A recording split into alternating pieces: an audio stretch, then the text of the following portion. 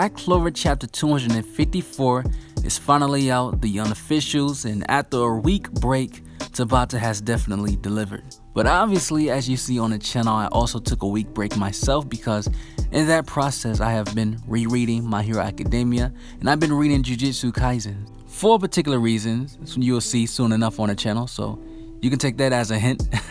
But back to Black Clover, this is one of those chapters where I seen the spoiler leaks, the scanlations where they came out Thursday, and also a summary came out with it. And in that summary, there were things that were stated to happen, and there was also mentions that Megicula would notice Noelle and remember Acer Silva, and that thing didn't happen. So people had some false expectations leading up to this chapter because of those summaries, and the summaries were completely off.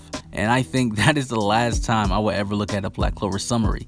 And for that, it still didn't take my enjoyment away from this chapter. I love what I read from it, and this chapter went dark very quickly. So let's talk about Black Clover Chapter 254, Megicula Awakens.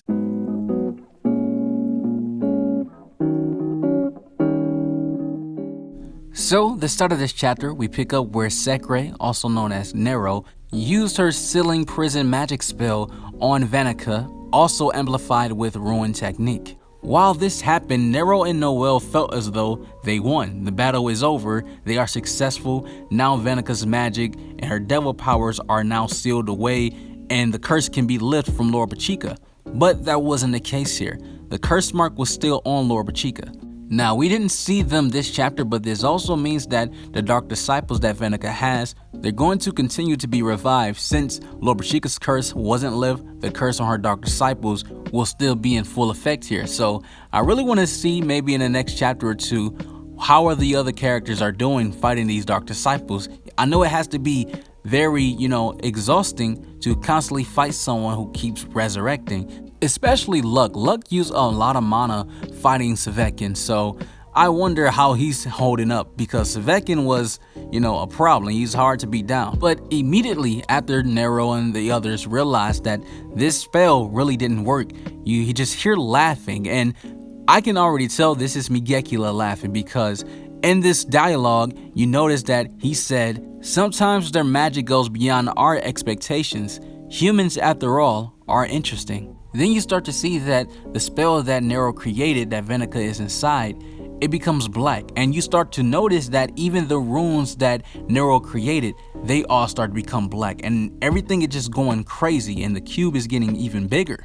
And Vanica, with the powers of Megicula, breaks out of this spell, and also she destroys Loropechika water magic spell as well, which was a mana zone amplified with rune, mana method, and spirit water magic. So everything became black. Every spell that they used against Vanica became black, and they all fall and hit the ground. Now, we don't know how high up they were, but they had to be really high, because soon as that drop happened, Nero looked out of it. Even Noelle, they really could not get up. It seemed like the damage, of that fall was significant. Megicula goes on to say that you've been thinking of different ways to defeat us.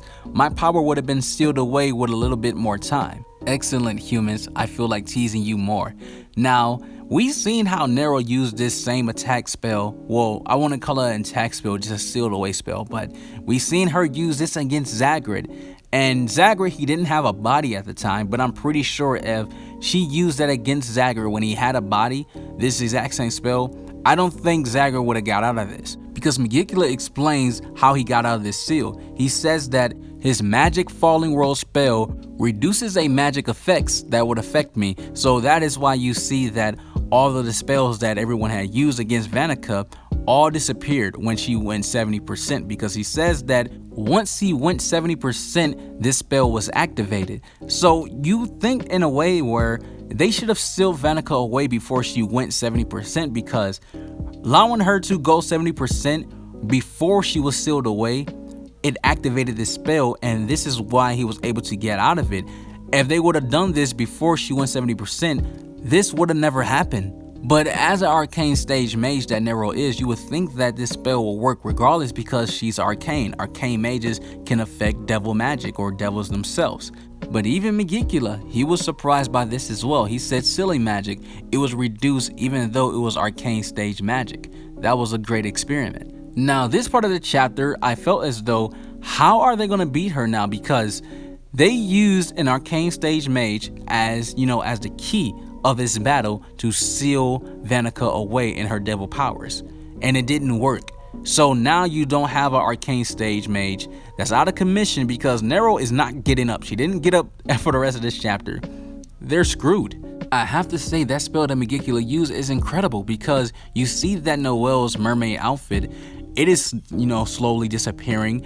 Also, the outfit that Loropechika created is completely gone. But I do love the interaction that you see that Megicula is talking and Vanica is talking right after. You see the side of her that's not devil possessed fully, but she says that Megicula, do not interfere. I was just having fun. She's complaining and whatnot.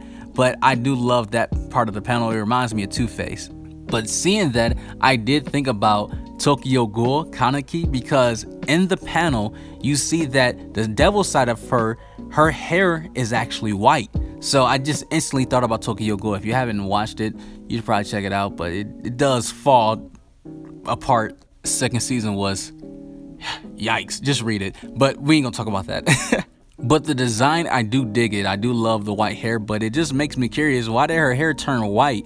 Maybe this is just the form of Megicula. Maybe his hair is just different, and maybe different devils have a different look about their hairs, different eye color, because it would be boring if all the devils looked the exact same, just different type of horns. So I do love this different design that she has. When you see Nero and Noelle also with curse markings all over their bodies as well after the fall, you see that the Undine, the water spirit, also has curses, and Megicula surprised himself yet again. He said, it seems as though my curse powers also can curse spirits.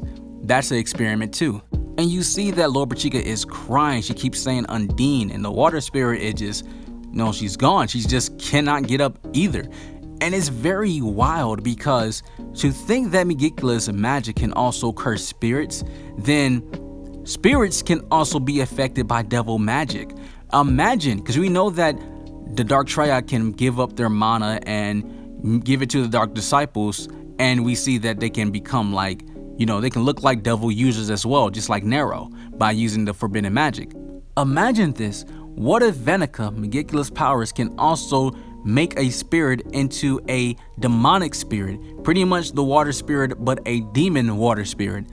That would be ridiculous. I am theorizing here, but I just think that is very possible. If you can curse a spirit in that fashion like that, you can also affect its property. I thought the water spirit would be the safest one in this battle, but I guess nobody's safe fighting against Vanica. Now, Vanica goes on to say that the water spirit is useless. She's no more. She has to go. She's no good now. And she attempts to kill Loropechika, the water spirit, and everyone that is there. She says, it's time to get rid of you guys now. And we see Noelle coming back to save the day. She's not giving up. She's saying that's enough, and she starts to charge in on Vanica. Vanica starts using attack spells to stop Noelle, but nothing is working because she is tanking right through it. She says Noelle is too slow. There's a huge gap between our power. This is boring. And Noelle, she screams out, it doesn't matter the difference between our power. I will not tolerate this. And she is still going in full throttle. And we see that doing this charge-in attack, she has her Valkyrie dress. Not the mermaid, but the Valkyrie dress. And we see that Vanica, she's thinking to herself that, wow, this girl, she is dodging the fatal attacks, the fatal wounds at critical moments. And Noelle finally gets in and stabs Vanica yet again with her lancer. And that is the end of the chapter. Noelle did an awesome job. Now, people didn't want to give her full credit because of what happened in chapter 252 when she was amplified by Loropechika's magic to stab Vanica. Now it's different. Now this time in this chapter, her magic was actually reduced because of the spell that Megicula activated, and she still stabbed Vanica by herself. She has done a better job than Asta and Well, it's not even. I just throw him out of the way because he's gonna come back very strong, but didn't do anything against Xenon. But Asta did, you know, he did an okay job against Dante. He gave him a wound. But Noelle, she has done a good job from start to finish from these recent chapters, and I'm very impressed how Tabata is writing this character, and I can't wait to see what happens next, because my anticipation for next chapter is bigger than this one I had before. So overall, I give this chapter an 8 out of 10 or 9 out of 10. If you guys enjoyed this review, make sure to leave a like. Also, leave your thoughts in the comment section how you feel about this chapter. And if you are new to the channel, subscribe and notification bells on. Follow me on Twitter, link is in the description. Join my Discord, link in the description too. Again, like, subscribe, take care of yourselves, and I'm out.